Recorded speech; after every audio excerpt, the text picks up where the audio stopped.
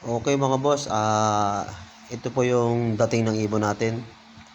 Ah, ito yung pinakahuling dumating na ibon. So okay lang. Kahit huli siyang dumating, parang sobrang saya niya nung narito na siya. Ito. Oh.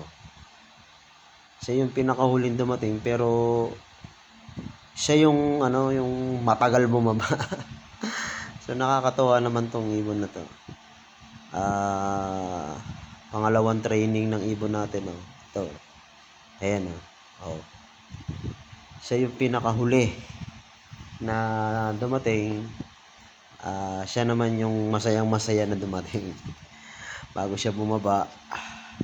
Ito. Oh. Oh.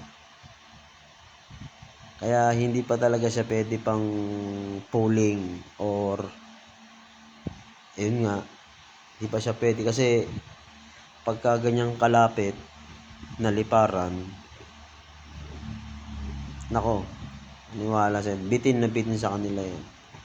Alam naman na magkakalapati yan kahit sino. Ayan, oh. Di ba? So yung ibon ko nandiyan na pero siya na lang yung pinakalas. Pero siya pa yung matagal bumaba. So ito lang nangangahulugan na ang ibon training, hindi mo talaga kailangan na gamutin. Diba? Ito, ibon natin, oh. Hindi mo na kailangan gamutin yan. No, natural na lipad niya yan.